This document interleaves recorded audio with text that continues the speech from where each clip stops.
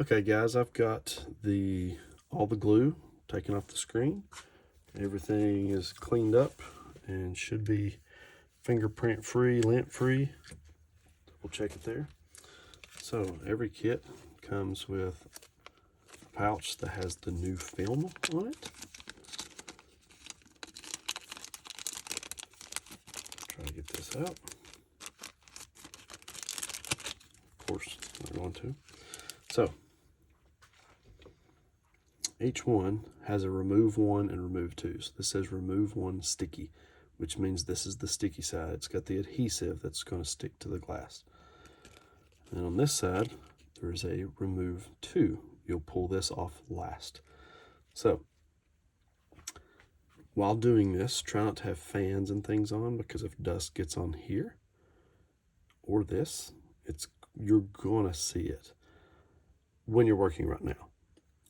If you get dust in there, more than likely the light is not going to shine through it, so you'll be okay. It's going to happen. Just try to be careful and not get much. So I'm going to wipe this down. I'm going to try to do the best I can on camera. I've never done it on camera, so I just take, this is a little bit larger than the screen, so I try to start here and go this way. There's more room to cut on this end. Plus it's just a tad wider, so I'm giving you a little bit of leeway in case we mess it up. So I'm going to peel this off. Start in the corner, holding with the other hand, and just let it go. Working your finger back and forth, trying to get all the air bubbles out. You can see it is a little long. It's okay. Scissors or the included razor blade will get that out. So if you can see, I don't know if I got that on camera or not. I'm sorry if I didn't. There is a little bit of an air bubble here, so I just take my cloth or anything else. Before I take that cover off, I don't want to scratch it. So I leave this protective coating on it, and I just run over the screen. There's another bubble right there. I just run over it, over and over and over. This other protective coating's on there, so you'll be okay to push down on a little bit. Okay. I feel like it's probably pretty good. So if you can see right here, there is a little bit of excess. I take that razor blade and just put it right in the edge of the plastic and run it through there. Careful with your fingers, because it's a razor blade, it'll cut you.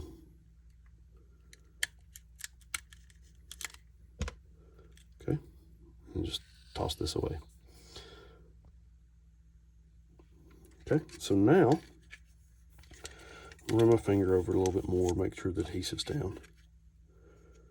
Now I've got to try to get the next film off. There's more film. There we go. So I actually have a little bitty bubble right there. Most of the time that's okay. I'm just going to go at it just barely with this cloth. That'll be all right. Another one there. Happens. Machines put them on in the factory, so we're definitely not better than machines, that's for sure. Okay. So now it's good to go. The best thing to do at this point, just go ahead and bring this right back in. Just flip it back down in here. You need to pull the ribbon cables out. Set it down in there. Okay. Pretty simple.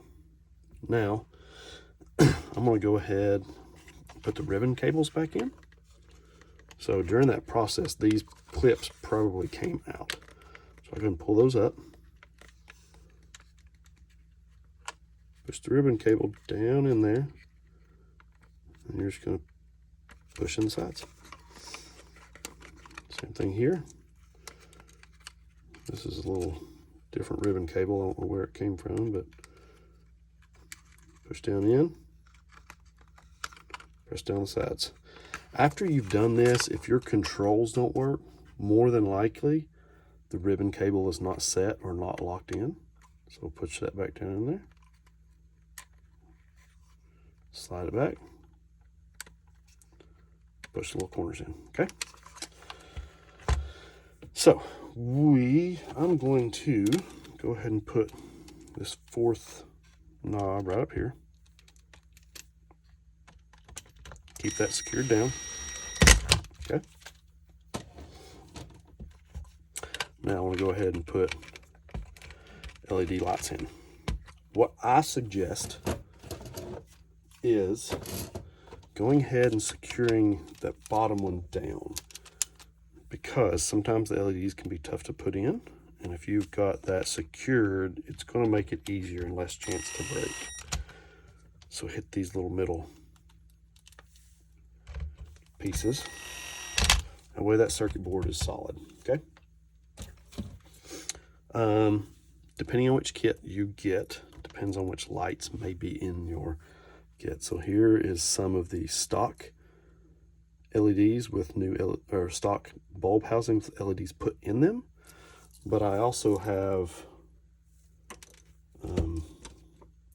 other LED lights that may come in your kit, like this. So these,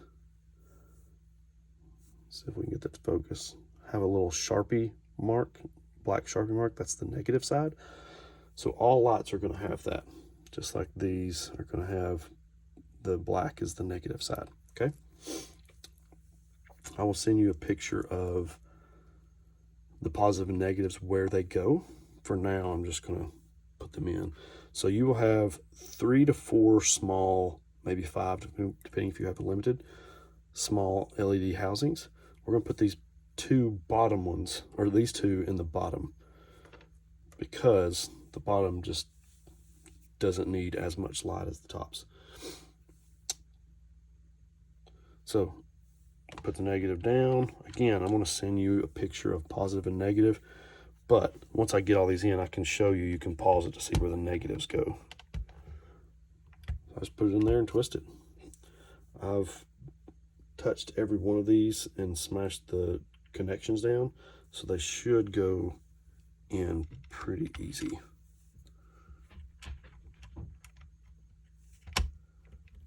Okay.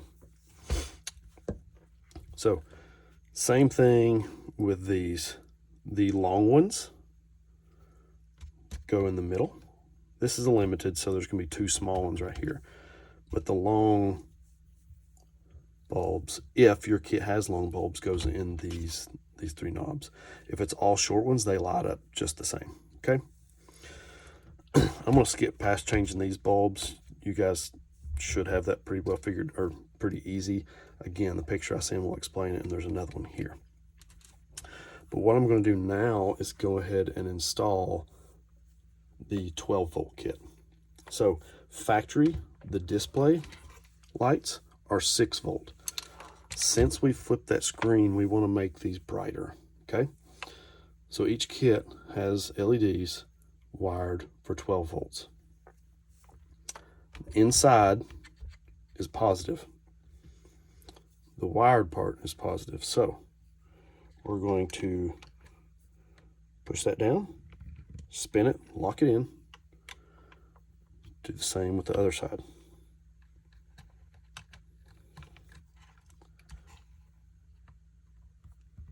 Twist it in, okay?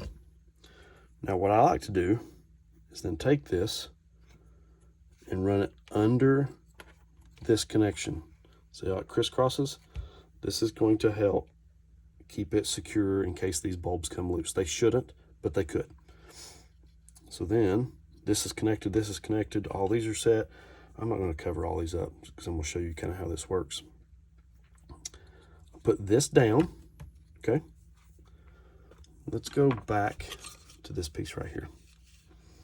This is the piece that came off from right here. Some things you got to do for these wires.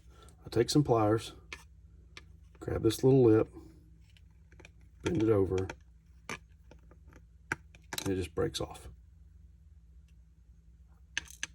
This is going to stop from pinching these 12-volt wires. So grab the other side, bend it.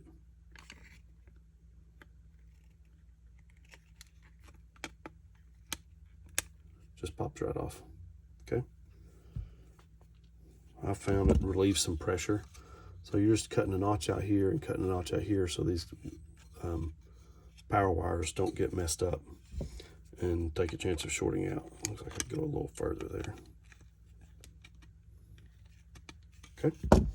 So now, this is this way. Again, it's crisscrossed. Let me zoom out here. I push this back up in here. Okay. And then I have 12 volt on either side. Okay, so that's down. Well, it's not down, we gotta put screws in it.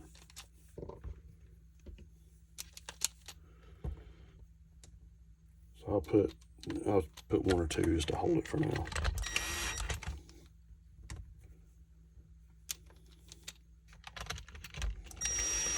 Okay, so that's where we're at.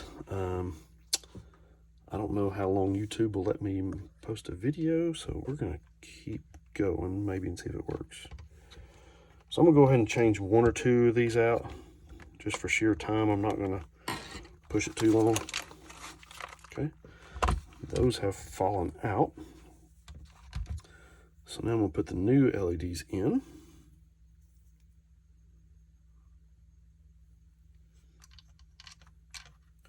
And show you guys what it's like lit up.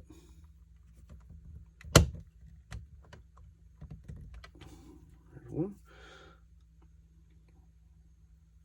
It's not going to be completely done again because the center knob's going to be orange and that kind of thing, but for time. So everything, I still got to put this on, button all that. So I want to do this. Kind of got a bench test here that I'm going to rig up to show you guys how well this worked. If I can find another piece.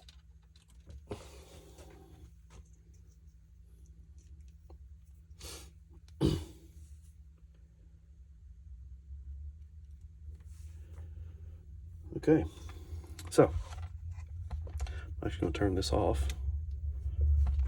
Show you the bench test.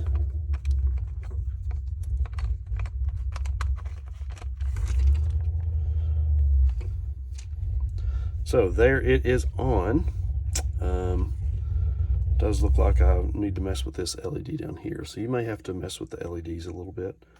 But overall, it's reverse polarized and camera. For some reason, my camera doesn't show this very well. It's not as purple as it appears on the camera. So